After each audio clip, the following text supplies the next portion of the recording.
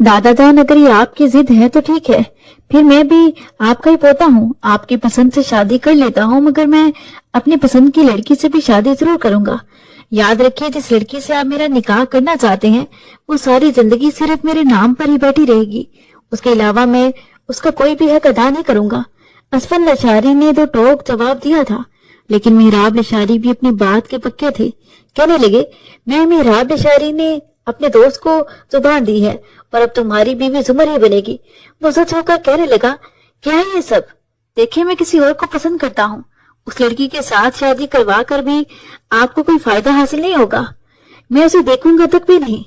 मेहराब लशारी कहने लगे, ये सब बाद में देखी जाएगी, फिलहाल मैं अपने मरते हुए दोस्त से किया वादा हर सूरत निभाऊंगा। असफन लशारी को समझ नहीं आ रही थी कि वो उनसे साफ कह चुका था कि वो अपनी पसंद की लड़की से भी शादी करेगा, मगर फिर भी वो उसके दादा वाजिद थे। बहरहाल उसने जुमर से निकाह कर लिया, लेकिन जब उसे रुखसत करके घर लेकर आया मगर वो घूंघट में ही थी। जुमर को उसके कमरे में बिठा दिया गया।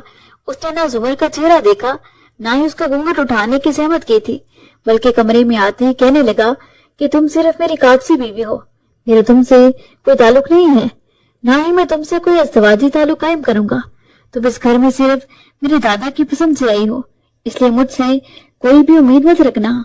मैं वैसे भी आज रात ही वापस लंदन चला जाऊंगा और वहां जाकर अपनी पसंद की लड़की से शादी भी कर लूंगा और फिर कभी वापस नहीं आऊंगा। और हाँ, बता दूं कि मेरे दादा ये सब बहुत अच्छे से जानते थे, लेकिन फिर भी उन्होंने मुझे निकाह पर मजबूर किया। देखो, आज भी कहता हूँ, मेरा तुमसे कोई ताल्लुक नहीं है, तुम खुद भी मुझसे ताल्लुक की उम्मीद रखने की कोशिश मत करना। ये कहने के बाद वो कमरे से जा चुका था। मेहराब लशारी ये नहीं जानते थे कि पोते ने रात 3 बजे की फ्लाइट से वापस भी जाना था। ये बात असफन लशारी ने किसी को नहीं बताई थी। यूं वो चुपचाप 2 बजे एयरपोर्ट के लिए निकल चुका था। उसका दोस्त ही उसे लेने आया था और एयरपोर्ट पर असफन के उस दोस्त ने ही उसे छोड़ा था। रात को लंदन वापस चला गया। सुबह जब मुलाजमा ने कमरे का दरवाजा खटखटाया तो जुमर की आंखें खुली थी। वो रात अपने कपड़े तब्दील करके सो चुकी थी। उसने भी आज से पहले कभी असफन लशारी को नहीं देखा था, ना ही उसके दिल में उसके लिए कोई ऐसे जज्बात थे। उसे तो सिर्फ एक ऐसा घर चाहिए था जहां उसकी इज्जत महफूज रह सके, उसके अलावा उसे और कुछ नहीं चाहिए था। बहरहाल रात को असफन की बातें सुनकर उस पर भी कोई खास फर्क नहीं पड़ा था, क्योंकि वो खुद भी इस सब के लिए तैयार नहीं थी। उसके वालिदैन एक हादसे का शिकार हो चुके थे। वो अपने दादा के साथ ही रहती थी। उसके बूढ़े दादा ही ने उसकी जिम्मेदारी उठा रखी थी। उसने तो अभी फर्स्ट ईयर में दाखिला ही लिया था जब दादा को हार्ट अटैक आया था। उन्हें अपनी जिंदगी से ज्यादा अपने पोते की परवाह थी कि जिसका उनके बाद इस दुनिया में कोई ना था। यूं परेशानी के आलम में उन्होंने अपने दोस्त मेहराब लशारी को बुलाया। जुमर उनके सराहने बैठी रोई जा रही थी। तभी उसके दादा ने मेहराब लशारी के सामने अपने हाथ जोड़े और कहा कि मेरी पोती को अपने घर ले जाओ, इसे अपने घर की बहू बना लो।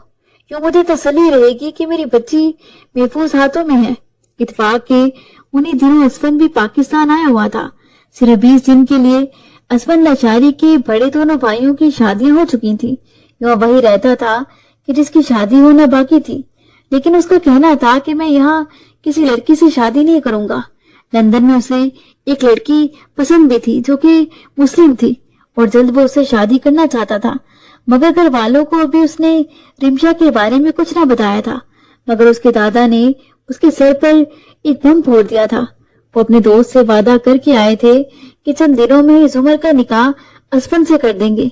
जिस रोज निकाह हुआ उसी रोज को नूरदीन साहब भी हॉस्पिटल में दम तोड़ चुके थे। जुमर बहुत रोई थी, वो अब तन्हा रह गई। बहरहाल मेहराब लशारी ने नूरदीन की तदफीन की और असफन के जाने के बाद जुमर का भी ख्याल रखने लगे। वो एक सीधी सादी सी लड़की थी। उसका पहना और उठना बैठना सब आम सा था, लेकिन मेहराब लशारी की फैमिली काफी मॉडर्न और पढ़ी लिखी थी।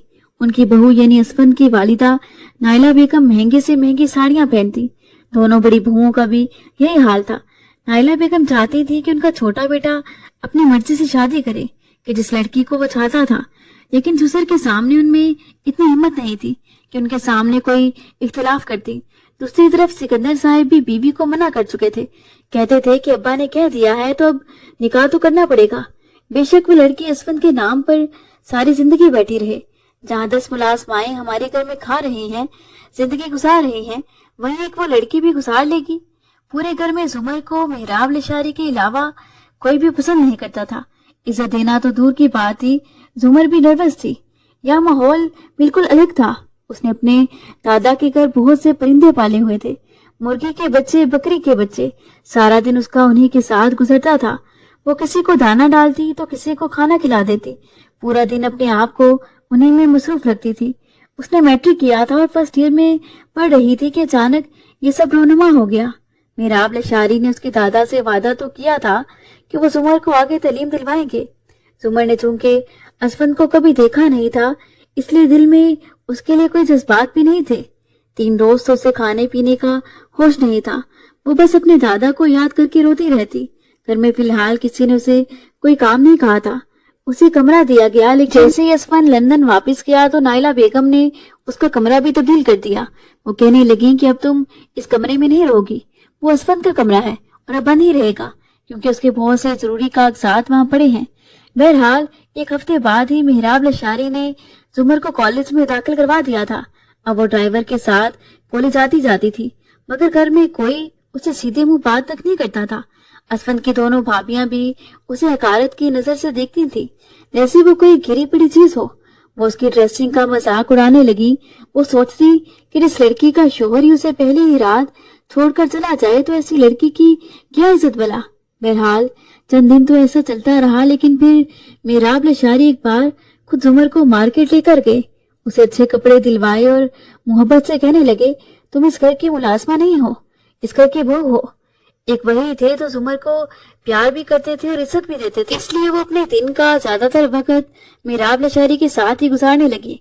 उन्हें दादाजी कहकर पुकारती थी।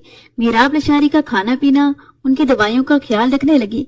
एक रोज बातों बातों में वो उनसे कहने लगी कि मुझे परिंदे पालने का बहुत शौक है, मुझे बकरी के बच्चे बहुत अच्छे लगते हैं, मैंने घर में उन्हें पाल रखा था, लेकिन यहाँ आने से पहले मैं सब कुछ अपने पड़ोस में ही रहने वाली सहेली को दे आई। दादाजी, क्या मैं यहाँ ये सब पाल सकती हूँ? मेहराब लशारी कहने लगी, क्यों नहीं मेरी बच्ची, तुम यहाँ भी जितने चाहे परिंदों को पाल सकती हो। वो बेहद खुश होगी। मेहराब लशारी ने उसे ऊपर छत पर पिंजरे रखवा दिए, जिनमें रंग बिरंग किस्म के तोते थे। शाम का ज्यादातर वक्त अब जुमर छत पर ही परिंदों के साथ गुजारती थी। एक बार असफन से बड़े भाई असद की नजर उस पर पड़ी। इत्तेफाक था कि वह फोन के सिग्नल ना होने की वजह से छत पर आया था और फोन पर किसी से बातें कर रहा था। जब उसने खिलखिलाती हंसी की आवाज सुनी तो पलट कर देखा कि पिंजरों के पास एक अनजान लड़की मौजूद थी, जिसके बाल उसकी कमर तक आ रहे थे।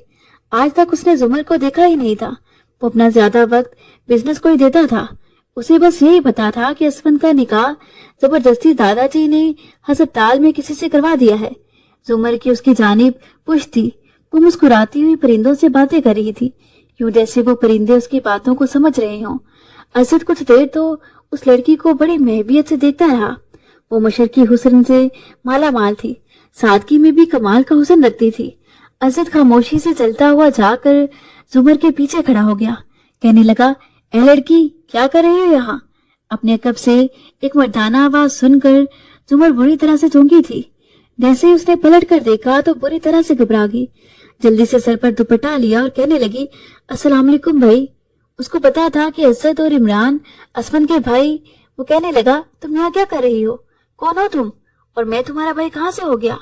वो अभी भी ठीक से नहीं जानता था कि ये लड़की वही है जो असफन की बीवी है या कोई और मुलाजमा है।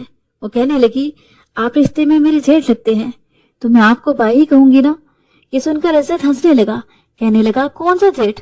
जब मेरा भाई तुम्हें अपनी बीवी नहीं मानता तो मैं तुम्हारा जेठ कहाँ से हो गया? ये कहकर उसने अगले ही लम्हे जुमर का हाथ पकड़ लिया। जुमर तो जैसे घबरा गई। कहने लगी, ये आप क्या कर रहे हैं? मेरा हाथ छोड़े। असद कहने लगा, अगर तुम चाहो तो मैं तुम्हें खुश रख सकता हूँ। सारी जिंदगी तुम मेरे भाई के नाम पर कैसे गुजारोगी? असफन तो लंदन से वापस आने का इरादा नहीं रखता, और इस भरी जवानी में अपने जज्बात संभालना तुम जैसी हसीन लड़की के लिए खास तौर पर आसान नहीं होता। देखो, किसी को कानो कान खबर नहीं होगी। ऐसी बातें वो पहली बार सुन रही थी, लिहाजा बुरी तरह से डर गई थी। वो जल्दी से अपना हाथ छुड़ाकर सीढ़ियां फैलांगते हुए नीचे उतरी और मेहराब लशारी के कमरे में चली आई। उस वक्त वो सो रहे थे। पहली बार बेसाख्ता उसकी आंखों से आंसू बह रहे थे। उसने सोचा भी नहीं था कि इस घर में उसको इस किस्म की बातें भी सुननी पड़ेंगी जिसे वो अपना महफूज मकाम समझ रही थी। उसने अपनी सिसकियों को अपना दुपट्टा रखकर दबाया था। वो समझ नहीं पा रही थी कि उसे ये बात मेहराब लशारी को बतानी चाहिए या नहीं। अगले रोज जैसे ही वो कॉलेज से वापस आई तो काफी चुप चुप सी थी। रात के खाने पर सब लोग टेबल पर होते, लेकिन उसकी कोशिश होती थी कि खाना अपने कमरे में खाए या फिर मेहराब लशारी के कमरे में खा लिया करे। लेकिन आज तो वो भी टेबल पर बैठे थे, इसलिए कहने लगे, जुमर बेटा इधर आओ, खाना हमारे साथ बैठकर खाया करो। दादाजी ने उसे अपने बराबर में बिठा लिया और एन सामने कुर्सी पर असद बैठा हुआ था। वो उसे बड़ी बारफ्तगी से देख रहा था। जुमर कंफ्यूज सी होने लगी। हालांकि असद के बराबर में उसकी बीवी भी बैठी थी, लेकिन उसकी नजरें जुमर की तरफ थी। असद अपना पैर जुमर के पैर के ऊपर रख चुका था। वो बुरी तरह से झिझकी तो वो मुस्कुराने लगा। उसने जल्दी से अपना पाँव पीछे कर लिया।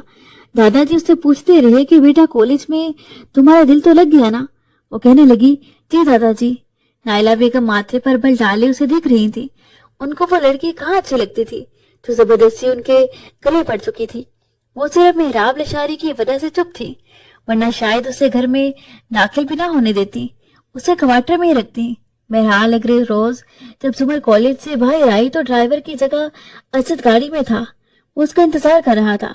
उसे देखकर वो बुरी तरह से घबराई, सोचने लगी कि आखिर मुझे लेने क्यों आया है। बहरहाल उसे गाड़ी में बैठना था और घर जाना था। जैसे ही उसने पिछली नशिस्त का दरवाजा खोलना चाहा तो असद ने फ्रंट सीट की तरफ इशारा किया और वहीं का लॉक खोला।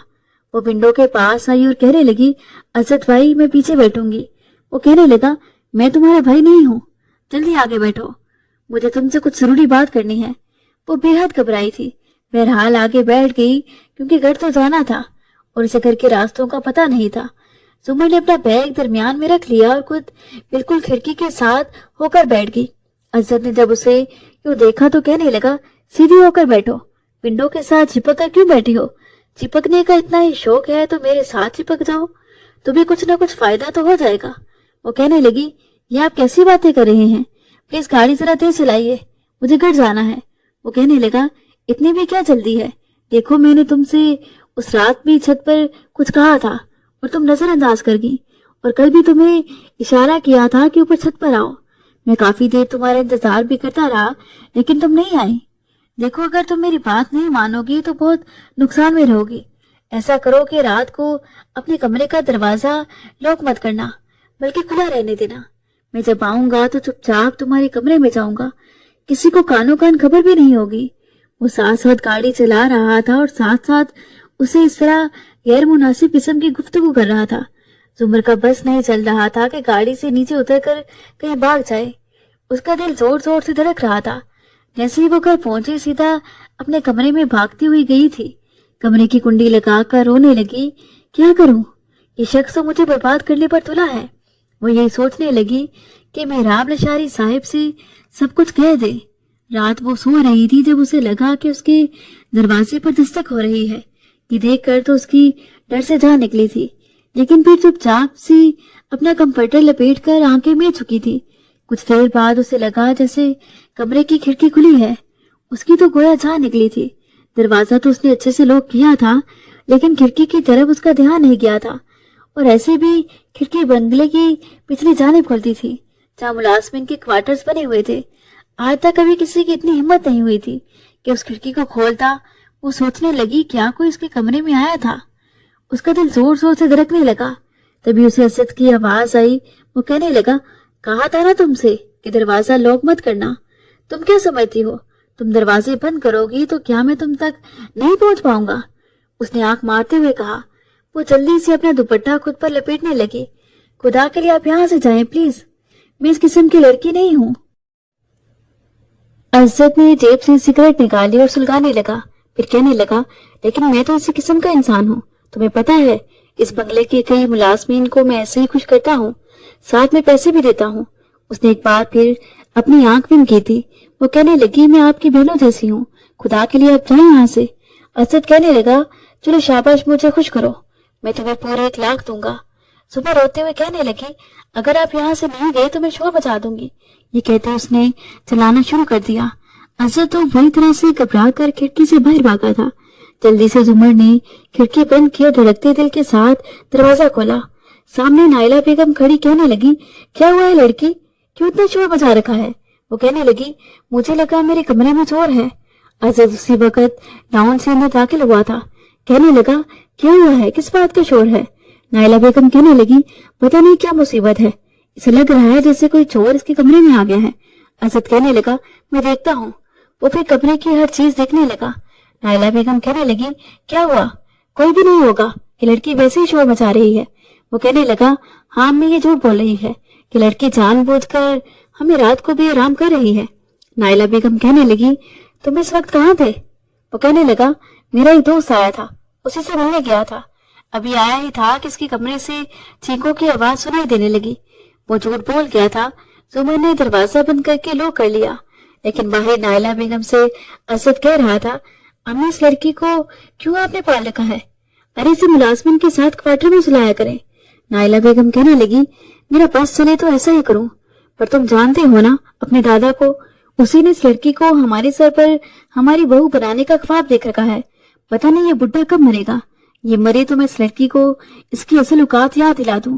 जुमर उन दोनों की बातें सुनकर बगैर सिसकियों के रो रही थी। बहरहाल असद ने अगले रोज उसे छत पर परिंदों के साथ बातें करते देखा तो मुंह में डाला हुआ सिगरेट उसके बाजू पर लगा दिया। वो बुरी तरह से बिलबिला उठी। उसकी कमीज से बाजू में जलता हुआ सिगरेट बेबस हुआ तो जुमर तड़प कर रह गई थी। वो रोते हुए कहने लगी, ये क्या किया आपने? आप इंसान है या जानवर? वो बुरी तरह से रो रही थी। वो कहने लगा, ये तो एक डेमो है, अगर तुमने दोबारा चीखने चलाने की कोशिश की तो याद रखना तुम्हारा पूरा वजूद सिगरेट से दागदार कर दूंगा। और हाँ, मुझे कोई पूछेगा भी नहीं। अगर तुमने मेरे दादा को कुछ भी बताने की कोशिश की तो वो दिन तुम्हारा इस घर में आखिरी दिन होगा। और तुम कहाँ जाओगी? किसी को कानों कान खबर भी नहीं होगी। यहाँ तुम्हें बचाने वाला कोई नहीं है। अरे तुम्हारा तो अपना शोहर तुम्हें छोड़ गया, तुम हमसे क्या उम्मीद रखती हो? मैं तो फिर तुम पर एहसान कर रहा हूँ। तुम्हारे जज्बात भी ठंडे रहेंगे और तुम भी इस घर में बसी रहोगी, वरना मैं जाकर ड्राइवर माली में से किसी भी मुलाजिम के साथ तुम्हें बदनाम कर दूंगा। भाई दादा जो तुम्हें इज्जत से यहाँ लाए हैं ना, देखना वही तुम्हें धक्के देकर यहाँ से निकाल देंगे। ये सुनकर जुमर बेहद घबरा गई थी। वो जल्दी से नीचे चली गई। अपने कमरे में जाकर खूब रोने लगी। वो किस बड़ी मुसीबत में फंस गई है। अब उसे एहसास हुआ था कि शोर पास ना हो और इज्जत ना दे तो औरत को ना तो तहफ्फुज़ मिलता है ना ही इज्जत मिलती है, बल्कि अपनी इज्जत का खौफ ही रहता है। इधर बार बार असद का इसरार होने लगा कि वो उसकी ख्वाहिश को पूरा करे। जब भी वो इनकार करती तो वो बहाने बहाने से कभी किचन में चला जाता, जलता सिगरेट उसकी कमर में लगा देता और वो तड़प कर रह जाती, लेकिन उफ भी नहीं कर सकती थी। वो इतनी होशियारी से ये सब करता कि किसी की नजरों में भी ना आता था। वो चाहता था कि जुमर अपनी जुबान बंद रखे और उसके बाद मान ले। एक रोज मेहराब लशारी की तबीयत बिगड़ी। उनके सीने में बहुत शिद्दत से दर्द उठा। वो वैसे भी दिल के मरीज थे, हॉस्पिटल जाते जाते ही दम तोड़ चुके थे। उस दिन सही मायनों में जुमर फूट फूट कर रोई थी, क्योंकि जानती थी कि अब उसकी जिंदगी में कौन सी मुश्किलात आने वाली हैं। दादा के इंतकाल पर असद को भी आना पड़ा। वो बहुत टूटे हुए दिल के साथ वापस आया था। दादा की तदफीन के वक्त पहली बार उसने जुमर को दादाजी का कफन पकड़ते फूट फूट कर रोते देखा था। जुमर का तो ख्याल तक उसके ज़हन में ना था, लिहाजा उसने कोई खास तवज्जो न दी थी। मैं यही सोचा था कि शायद वो कोई मुलाजमा है, क्योंकि दादाजी का रवैया अपने मुलाजमीन से भी बहुत अच्छा था। सब उन्हें दादाजी ही कहते थे और वो भी दादाजी कहकर रोए जा रही थी। दूसरी तरफ जुमर ने भी आज तक असमत को देखा ही नहीं था। कभी उसकी तस्वीर देखने का भी इत्तेफाक नहीं हुआ था। ना ही जुमर को पता था कि दादा के इंतकाल पर असफन भी आया है। बहरहाल मेहराब लशारी को दफना दिया गया। जुमर अपने कमरे में रो रही थी जब मेहमानों के जाने के बाद नाइला बेगम उसके कमरे में आई और कहने लगी, जिस शख्स के बलबोते पर तुम यहाँ रह रही थी वो तो अब चला गया, इसलिए अब हम तुम्हें तुम्हारी औकात में रखेंगे। चलो खड़ी हो जाओ यहाँ से। वो रोते हुए कहने लगी, मैं कहाँ जाऊंगी? जुमर को लगा कि शायद नाइला बेगम उसे घर से धक्के देकर निकाल देंगी। वो कहने लगी, जाओ जाकर क्वार्टर में लेटो और आज के बाद क्वार्टर में ही रहना। گھر کے سارے کام آج کے بعد تم ہی کرو گی۔ وہ اپنی الماری سے اپنے کپڑے، کتابیں اور بیگ اٹھا کر باہر آ گئی۔ ملازمہ نے اسے کوارٹر دکھا دیا جہاں اس کے اپنے کپڑے الماری میں رکھے۔ یہ ایک چھوٹا سا کمرہ تھا۔ ایک طرف چارپائی بچھی ہوئی تھی، ایک چھوٹا سا ٹیبل اور کرسی بھی تھی۔ ٹیبل پر اس نے اپنا بیگ رکھا اور سوچنے لگی، پتہ نہیں اب بھی زندگی میں اور کون کون سی مصیبتیں سہنی پڑیں گی، پتہ نہیں میں آگے پڑھ بھی پاؤں گی یا نہیں۔ بہرحال دن گزر چکا تھا، گھر کے چھوٹے موٹے کام وہ کر رہی تھی۔ اسفند کی نظر اس پر پڑی تو اسے لگا کہ کوئی ملازمہ ہے۔ ابھی تک اسے کہیں بھی زمر نظر نہیں آ رہی تھی، جس کو اس کے دادا نے زبردستی اس کے ساتھ باندھ دیا تھا۔ ایک بار اس نے نائلہ بیگم سے پوچھا تو وہ کہنے لگی، کون سی لڑکی؟ اسفند کہنے لگا، وہی جیسے دادا جی نے میرا نکاح کروایا تھا، ان کے کسی دوست کی پوتی۔ نائلہ بیگم نے حیرت سے اسے دیکھا اور کہنے لگی، کیا تم نے اسے کبھی نہیں دیکھا؟ وہ کہنے لگا، نہیں، وہ گھونگھٹ میں تھے، میں تو دروازے سے ہی باتیں سنا کر نکل گیا تھا، میں نے اسے نہیں دیکھا تھا۔ نائلہ بیگم نے سکون کا سانس لیا تھا، پھر کہنے لگی، ہاں وہ بھاگ گئی تھی، کسی لڑکی کے ساتھ اس کا چکر چل رہا تھا۔ اسفند نے دوبارہ نہیں پوچھا کیونکہ اسے اس میں کوئی دلچسپی بھی نہ تھی۔ وہ تو خوش ہوا تھا، سوچ رہا تھا کہ اچھا ہوا بھاگی، اس کی بھی جان چھوٹی۔ ایک بار صبح جوگنگ کے لیے وہ اپنا ٹریک سوٹ پہن کر باہر نکلا تو دیکھا کہ وہی لڑکی یونیفارم میں چوکیدار سے باتیں کر رہی تھی۔ وہ کہہ رہی تھی، شرفو بابا مجھے بتائیں یہاں مین روڈ سے میری کالج کون سی بس آئے گی؟ وہ کہنے لگے، بٹیا مجھے کیا پتا تمہارا کالج کہاں ہے؟ تبھی اسفند چلتا ہوا ان کے پاس آیا اور کہنے لگا، آپ خود کیوں نہیں چھوڑ آتے اسے کالج؟ ابھی تو یہاں کسی پہرے داری کی ضرورت نہیں، آپ جائیں اسے چھوڑ آئیں۔ چوکیدار فوراً سے کہنے لگا، جی میں چھوڑ آتا ہوں۔ اسفند کو لگا شاید وہ چوکیدار کی بیٹی ہے۔ چوکیدار اسے مین روڈ پر لے گیا اور پھر کسی سے پوچھا کہ گرلز کالج کون سی بس آئے گی۔ سمر کو اس کی مطلوبہ بس میں بٹھا کر واپسی کا کرایہ بھی چوکیدار نے دیا تھا، کیونکہ وہ جانتے تھے کہ وہ اس گھر کی بہو ہے، اور یہ بھی جانتے تھے کہ گھر والوں کا رویہ اس کے ساتھ کیسا ہے۔ زمر کالج تو چلی گئی، لیکن واپسی میں سمجھ نہیں آ رہا تھا کہ کس بس میں بیٹھ کر آئی تھی۔ وہ بس کے انتظار میں بس اسٹاپ پر کھڑی تھی کہ بارش شروع ہوگی۔ وہ بھیگ چکی تھی، پریشان بھی تھی کہ اب کیا کرے، کہاں جائے۔ اتفاق سے اسفند اپنی گاڑی میں وہیں سے گزر رہا تھا۔ اس نے زمر کو دیکھ کر گاڑی اس کے پاس کھڑی کر دی۔ اسفند کو دیکھ کر زمر نے کوئی تاثر نہ دیا۔ اسے نہیں پتا تھا کہ وہ کون ہے، بس یہ پتا تھا کہ کوئی مہمان ان کے گھر پر آیا ہے۔ اسفند نے کھڑکی کا شیشہ نیچے کیا اور کہنے لگا، گاڑی میں بیٹھ جاؤ، میں بھی گھر ہی جا رہا ہوں۔ وہ کہنے لگی، نہیں مجھے کسی کے ساتھ نہیں جانا، میں آ جاؤں گی، بس آپ مجھے بتا دیں کہ گھر تک کون سی بس آتی ہے۔ وہ کہنے لگا، گاڑی میں بیٹھ جاؤ، میں چھوڑ دیتا ہوں، میں ویسے بھی گھر ہی جا رہا ہوں۔ وہ پچھلی نشست پر بیٹھ گئی مگر بے حد گھبرائی ہوئی تھی۔ اسفند جب گھر پہنچا تو لون میں ہی اس کی والدہ کھڑی تھی۔ جیسے ہی انہوں نے گاڑی سے اترتے ہوئے زمر کو دیکھا تو اس پر چلانے لگی، کہاں دفع ہو گئی تھی تم؟ کس سے پوچھ کر کالج گئی تھی؟ یہ سن کر اسفند کو کچھ حیرت ہوئی کیونکہ چوکیدار پاس ہی کھڑا تھا۔ نائلہ بیگم کہنے لگی، تم اسے اپنے ساتھ کیوں لے کر آئے ہو؟ وہ کہنے لگا، میں گزر رہا تھا تو اسے بس اسٹاپ پر دیکھ لیا، اسی لیے ساتھ لے آیا، لیکن آخر ہوا کیا ہے؟ نائلہ بیگم کہنے لگی، کچھ نہیں، تم اندر جاؤ۔ اسفند اندر کی جانب جانے لگا، تبھی اس کی والدہ نے بڑی زور سے زمر کا کان پکڑ کر مروڑا تھا۔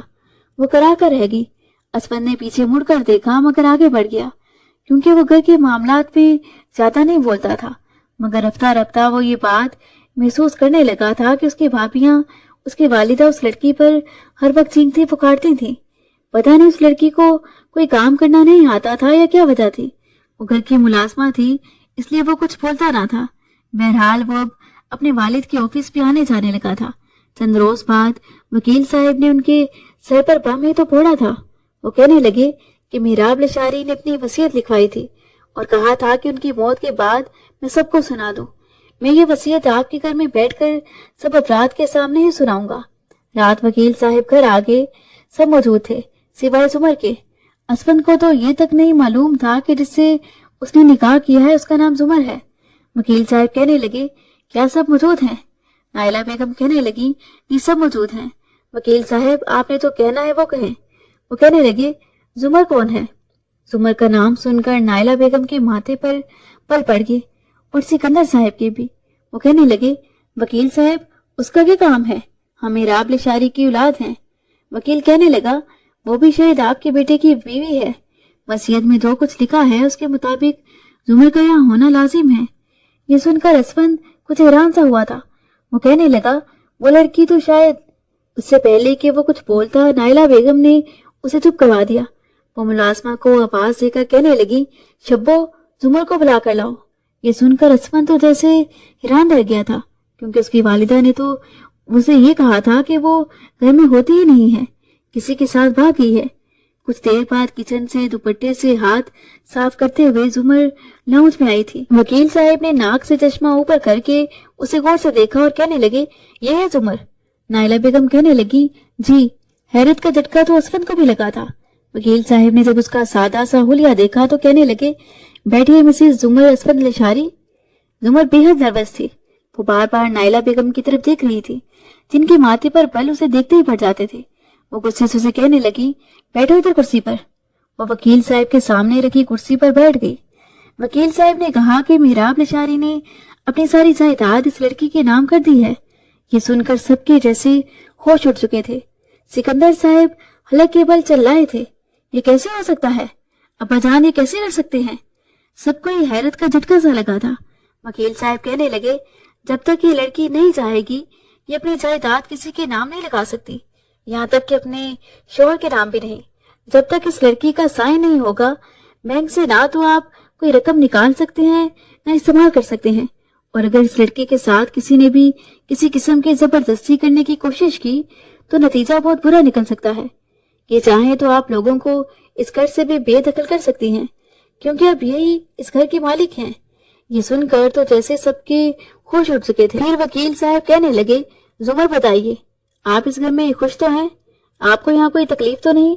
जुमर ने आगे से कोई जवाब न दिया। वो फिर कहने लगे, असफंद लिशारी कौन है? असफंद ने सर उठाया। अब तक की सूरत हाल से वो बेहद हैरान था। वकील साहब कहने लगे, आपके दादा की वसीयत के मुताबिक आपकी बीवी आपके साथ आपके कमरे में रहेगी और आप उसकी किसी किस्म की भी हक तलफी नहीं करेंगे। अगर ये लड़की आपके बच्चे की माँ बन गई तो मसला हल है, और अगर नहीं बनी तो जब तक ये आपके बच्चे की माँ नहीं बन जाती, आप इसकी फूटी कोड़ी भी इस्तेमाल नहीं कर सकते। वो मजीद कहने लगे, आप इस लड़की के शोहर हैं, इसलिए इसको इस घर में इज्जत दिलाना आपकी जिम्मेदारी है। और इस लड़की के हुलिये से तो मुझे नहीं लग रहा कि इसके साथ इस घर में कोई खास अच्छा सलूक हो रहा है। नाइला बेगम फौरन गुस्से से कहने लगी, ऐसी कोई बात नहीं है वकील साहब, असल में से किचन के कामों का बहुत शौक है, और किचन का काम तो आपको भी मालूम है कि नए कपड़े पहनकर तो नहीं किया जाता। और असफंद को किसी और के हाथ का खाना पसंद नहीं है, वो सिर्फ अपनी बीवी के हाथ का ही खाना खाता है। असफंद को पहली बार पता चला था कि वो उसकी बीवी है, वरना वो तो उसे उस घर की मुलाजमा ही समझ रहा था। वकील साहब कहने लगे, मैं अचानक यूं ही आया करूंगा और देखूंगा कि वाकई ये लड़की इस घर में खुश है कि नहीं। ये भी बता दूं कि मैं बगैर इतला के आऊंगा, ताकि मुझे ये तसल्ली हो जाए कि ये लड़की अपने शोहर के साथ खुश है। इस लड़की के साइन लेने के बाद ही आपको बैंक से कोई रकम मिल सकती है। फिलहाल 2 महीने तक किसी को कोई पैसा नहीं मिलेगा। ये सुनकर सबके मुंह हैरत से खुले रह गए थे, क्योंकि जो कुछ था वो मेहराब लिशारी के अकाउंट्स में था। बेटों के अकाउंट में जो थोड़ी बहुत रकम थी उनकी अय्याशियों की नजर हो चुकी थी। सिकंदर साहब के अकाउंट में सिर्फ 6 लाख थे। वकील साहब जा चुके थे। नाइला बेगम कहने लगी, मुझे पहले ही पता था कि आपका बाप कोई ना कोई मुसीबत हमारे गले में डाल कर ही जाएगा। हमने तो सोचा था कि मर गया है तो अब ये इस लड़की को उसकी गोद पे रखेंगे, लेकिन आपका बाप जो कुछ करके गया है अच्छा नहीं करके गया, बख्शेंगे नहीं हम उसे। सिकंदर साहब भी सर पकड़े बैठे थे। वो कहने लगे, 2 महीने कैसे गुजारा होगा, और उस लड़की के साथ अच्छा रवैया रखो, और अगर उसके मुंह से एक लफ्ज भी उल्टा सीधा निकल गया ना तो हम लोग बर्बाद हो जाएंगे, हमारा दिवालिया निकल जाएगा। नाइला बेगम पेचोताप खाकर अपने कमरे में जा चुकी थी। अजद और उसकी बीवी इमरान और उसकी बीवी भी अपने अपने कमरों में गुस्से से जा चुके थे। सिर्फ असफंद ही वहां जुमर के सामने मौजूद था। वो दिल में सोचने लगा, वो तो उसे बीवी कबूल करने के लिए तैयार नहीं था, फिर बच्चा। असफंद उठा और फिर वो भी अपने कमरे में चला गया, लेकिन नींद उसे भी नहीं आई थी, क्योंकि उसकी वालिदा ने उसे झूठ बोला था। आखिर दादाजी ने अपना सारा कुछ उस लड़के के नाम क्यों लगा दिया, और यही शर्त रखी कि वो असफंद के बच्चे की माँ बने। अकाउंट तो उसका भी खाली था, और मजीद रकम वो निकलवा नहीं सकता था। बहरहाल बड़ी मुश्किल से उसे नींद आई थी। सुबह नाश्ते पर सब लोग अपने सर पकड़े बैठे थे। नाइला बेगम कहने लगी, अब सब कुछ असफन पर है। असफन ने चाय का कप होंठों पर अभी ले जाना शुरू ही किया था कि माँ की बात सुनकर कप वापस रख दिया। आपका क्या मतलब है? क्या मुझ पर है? वो कहने लगी, उस लड़की को अपने पास रखो, अपने कमरे में रखो।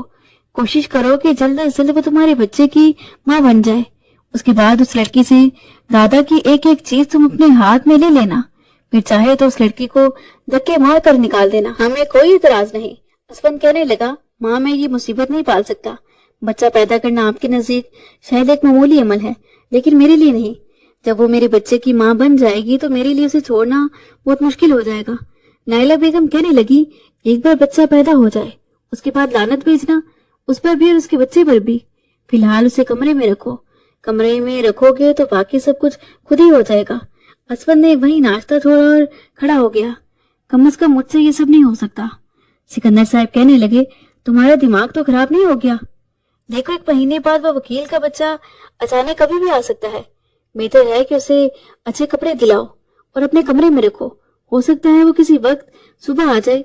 लड़की तुम्हारे कमरे से बाहर निकलनी चाहिए। असफन उठकर बाहर निकल चुका था। ऑफिस में भी उसका दिमाग सारा दिन घूमता रहा, लेकिन फिर सोचने लगा कि उसके अलावा और कोई चारा भी तो नहीं था। रात को जब खाना खाने के बाद वो अपने कमरे में गया तो पहले ही से जुमर उसके कमरे में बैठी थी। वो डरी सहमी अपनी उंगलियां चटका रही थी। असफन ने कमरे का दरवाजा बंद किया। वो जल्दी से बेड से खड़ी हो गई और कहने लगी, वो मैं यहाँ नहीं आना चाहती थी, लेकिन आपकी अम्मी ने मुझे, मैं वापस चली जाती हूँ, मैं क्वार्टर में ही सो जाऊंगी।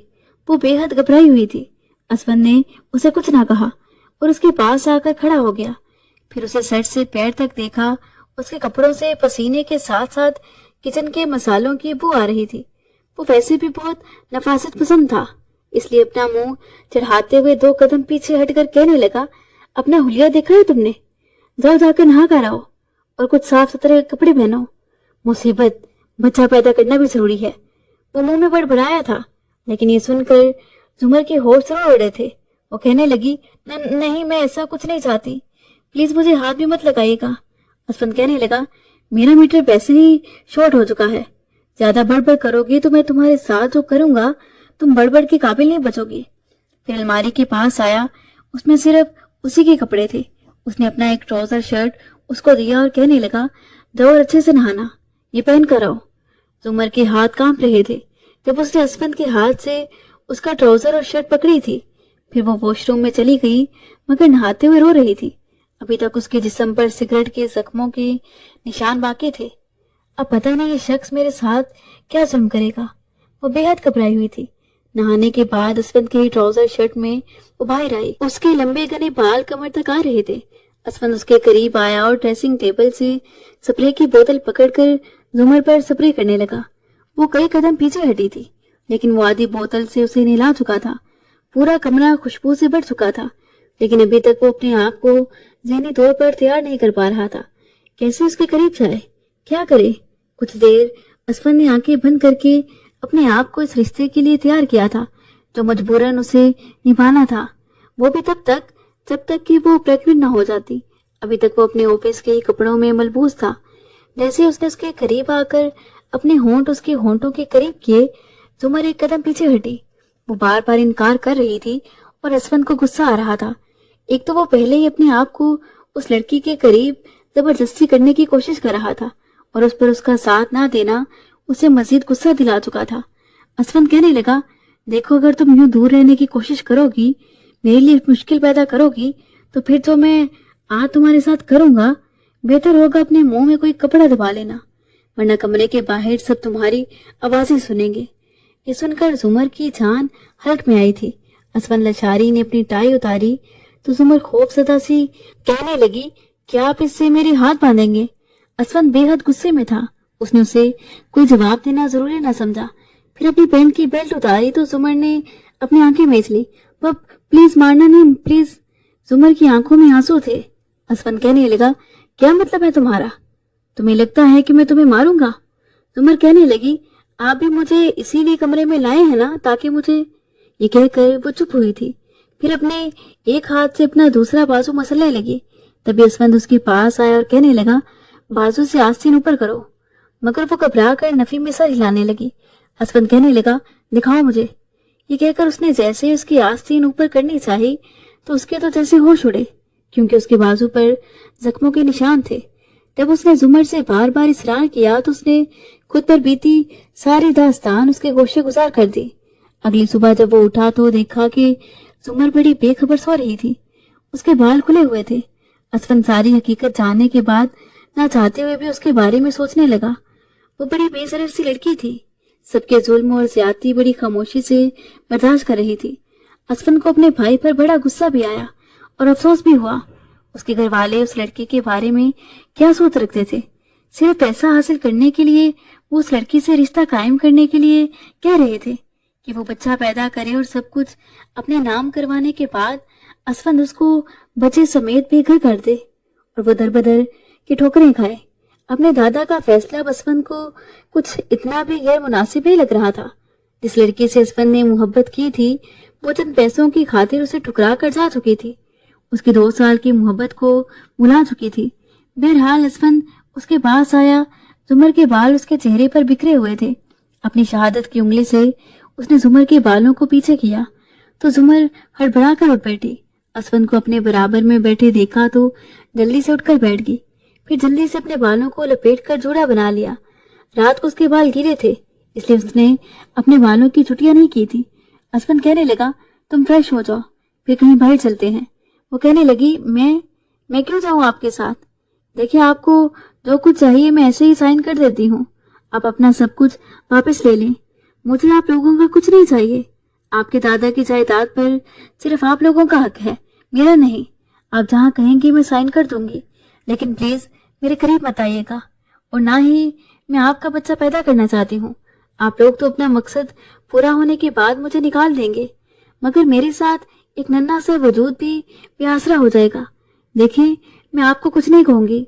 आप बेशक दूसरी शादी करना चाहते हैं कर लें। मुझे बस एक ऐसा क्वार्टर या कमरा दे दें जहाँ मैं महफूज रह सकूं। मैं पढ़ना चाहती हूँ। जब पढ़ लूंगी, जॉब करने लगूंगी तो मैं आपका घर छोड़ दूंगी। मुझे आप लोगों का कुछ नहीं चाहिए।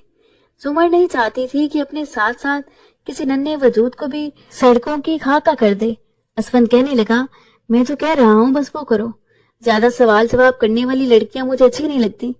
जुमर कमरे से जा चुकी थी। सुबह सुबह का वक्त था। पहले अपने क्वार्टर में गई, अपने कपड़े तब्दील किए और फिर असफंद के कमरे में आ गई। तब तक वो भी नहाकर फ्रेश हो चुका था। फिर उसका हाथ पकड़कर उसको बाहर ले गया। घर में सब ही सो रहे थे। उसे गाड़ी में बिठाकर एक मॉल ले गया। सुबह सुबह का वक्त होने की वजह से बस कुछ ही दुकानें खुली थी। उसने जुमर को कपड़े खरीद कर दिए। जब उसे वापस घर लेकर आया तब तक सब नाश्ता कर चुके थे। नाइला बेगम ने जब जुमर को असफंद के साथ देखा तो हैरान रह गई। फिर कहने लगी, तुम इसे कहाँ लेकर गए थे? असफंद कहने लगा, जुमर के पास कपड़े नहीं थे पहनने के लिए, इसलिए मैं उसे मॉल ले गया था। वो जुमर से कहने लगा, जाओ जुमर, तुम कमरे में जाओ और ये सारे कपड़े अलमारी में हैंग कर दो। वो चुपचाप कमरे में चली गई। तभी नाइला बेगम कहने लगी, तुम्हें क्या जरूरत पड़ी है इसको इतना सर चढ़ाने की? वो कहने लगा, ठीक है, मैं सर पर नहीं बिठाता। जब वो वकील आएगा और पूछेगा तो क्या जवाब देंगी आप? ठीक है, मैं नहीं रखता उसका ख्याल। अब अगर वकील ने पूछा कि अभी भी जुमर पुराने कपड़ों में है तो जवाब आप दीजिएगा। ये सुनकर नाइला बेगम कहने लगी, नहीं नहीं, तुमने बिल्कुल ठीक किया है।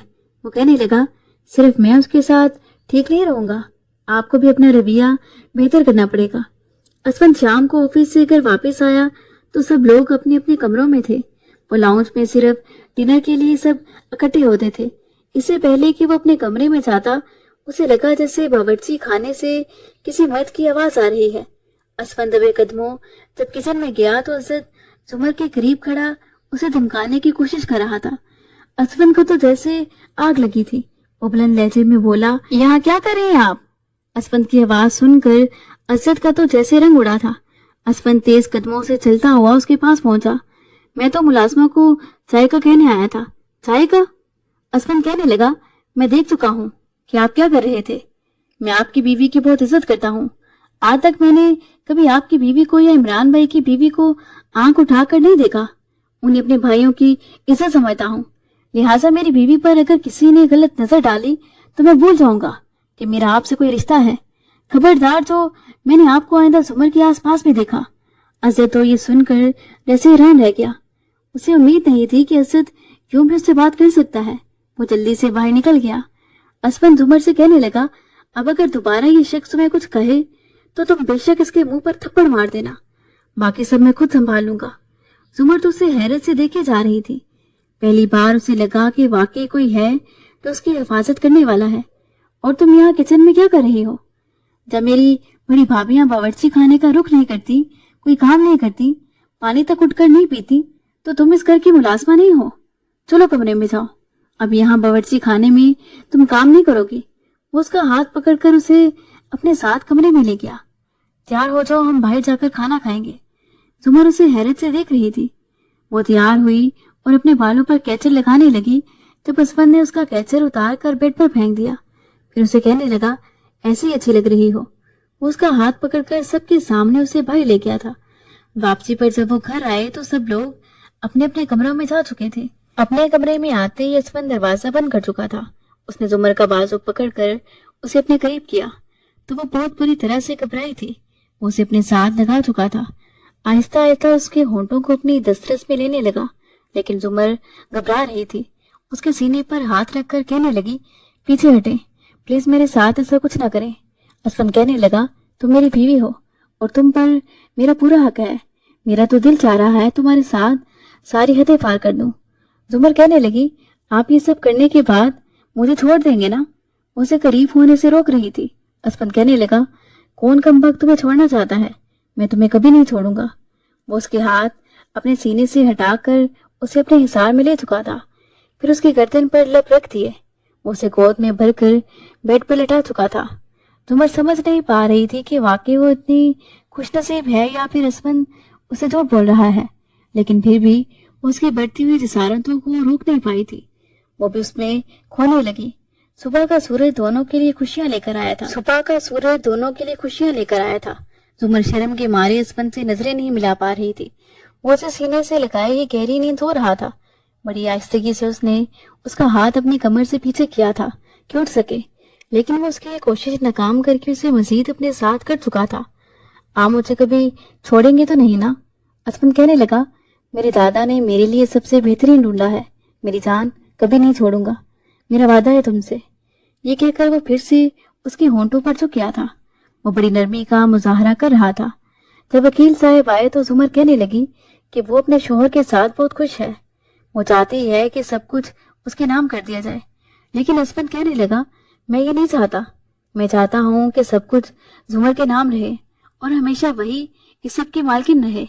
ये बात सुनकर नाइला बेगम और बाकी घर वालों के माथे पर बल पड़े थे। वो कहने लगा, मेरे दादा ने अगर ये सब उसके नाम किया है तो कुछ सोच समझ कर किया होगा। नाइला बेगम कहने लगी, ये क्या कहा तुमने? वो कहने लगा, ये मेरी बीवी है और मैं इसे कभी नहीं छोड़ूंगा। मुझे अब इससे मोहब्बत हो गई है, मुझे पैसा नहीं चाहिए। नाइला बेगम झट कहने लगी, लेकिन हमें चाहिए। वो कहने लगा, जब मेरा बच्चा होगा तो मैं कानूनी तौर पर जो कुछ आपका था आपको दे दूंगा। और हाँ, लंदन में मेरी अच्छी जॉब लग चुकी है। बहुत जल्द मैं अपनी बीवी और बच्चे को लंदन ले जाऊंगा।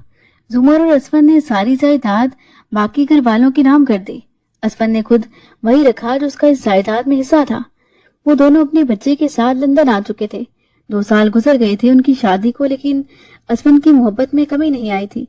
जुमर उसकी मोहब्बत पाकर माजी के अपने तमाम दुख भूल चुकी थी।